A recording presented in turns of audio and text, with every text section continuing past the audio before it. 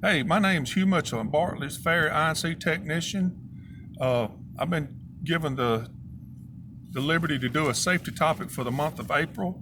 As of now, you know that we can't assemble ourselves together due to this COVID-19 pandemic, but nonetheless, we must carry on with our safety, monthly safety topics. And I thought, man, let me try one of them old new selfie videos.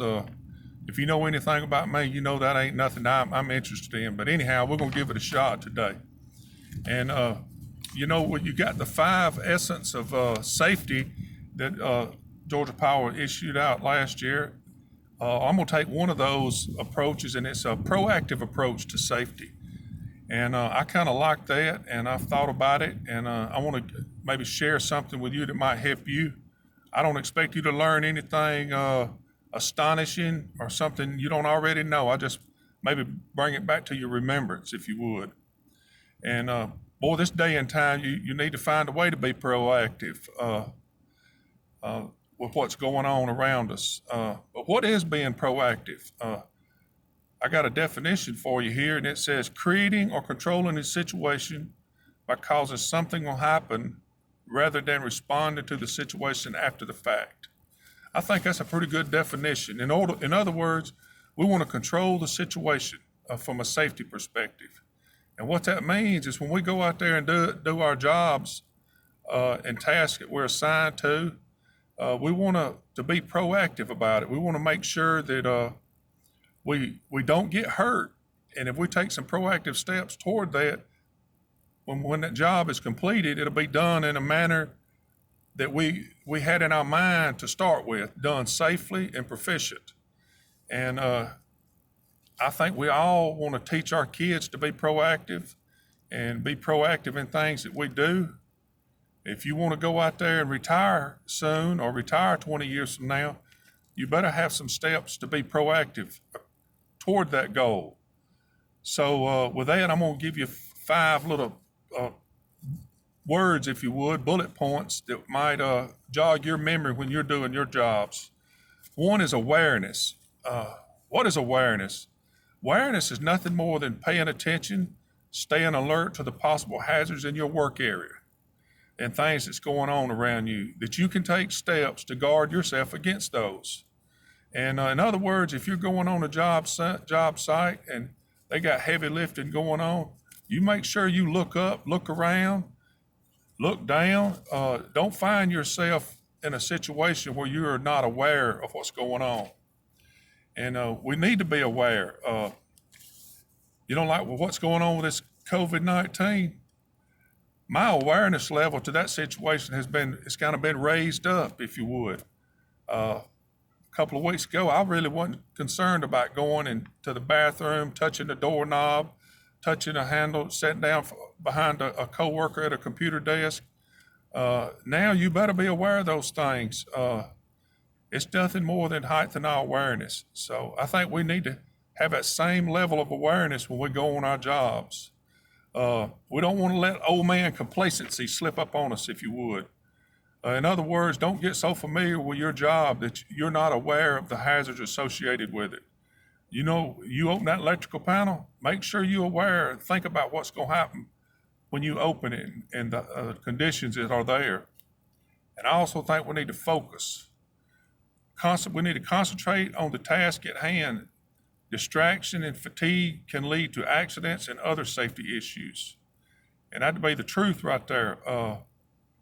There's distractions on our right hand and on our left hand.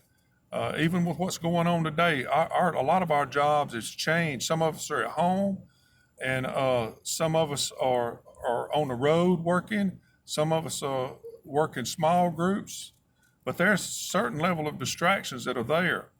And just be mindful of that. And when you start your job and your task, don't let those distractions cause you to err on the safety side. And here's another one: strength.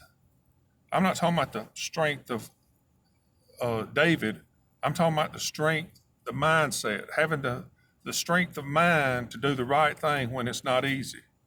Don't let others push you into situations you find yourself being unsafe, maybe taking a shortcut. we all got deadlines, timelines, and restraints to our jobs and the goals that we have. And me, for one, I want to try to do the right thing and do a good job for it, but I don't want to let others push me into making some hasty decisions. And what about this one right here? Patience. What about patience? We should take the time to do the things correctly the first time, every time. Like I said, don't let others push you into making a hasty decision and taking shortcuts. Buckle your seatbelt. We all know that accidents, more people are involved in automobile accidents with a 10-mile radius of their home than they are on the road. It's because people get complacent and think, I'm going to just run to the store.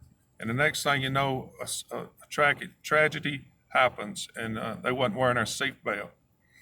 Take the time to fill out your JSBs and make sure you got the proper PPE and have the patience to do the right thing. Remember, don't let others push you into making a hasty decision.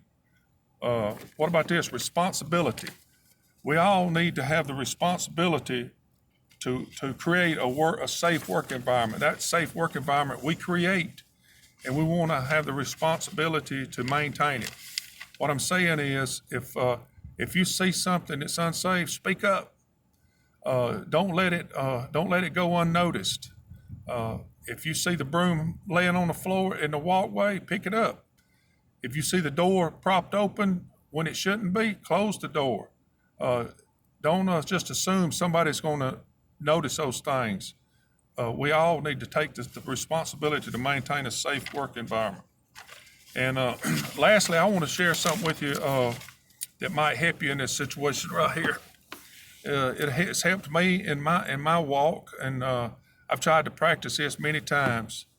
And if you would, let me borrow your imagination for a moment.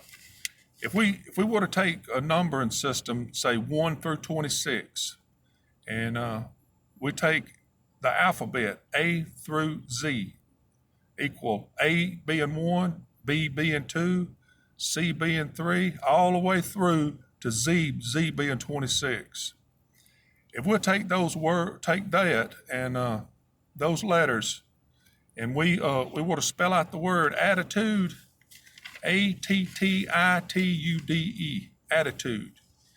If we would take A, corresponded its number being 1, T to its number value, and we sum up each one of those letters to that number, you're going to come up with the number 100.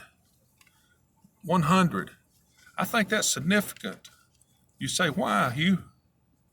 I say because our attitude has a lot to do with how we respond to things.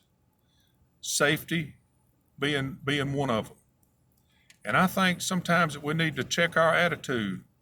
We all know that person who has the nasty attitude. Sometimes it's us that's got the nasty attitude. And those things can have a negative effect to the environment that we put ourselves in. So if you want to take some other words and sum them up, like hard work, leadership, money, you'll find none of those words sum up to 100. What I'm talking about is 100%. Make sure our attitude is 100% positive. And I think it'll have a positive impact on our daily walk with safety. Look, my name's Hugh Mitchell. I hope you've learned something from this right here. And look, you have a good day, friend. Take care.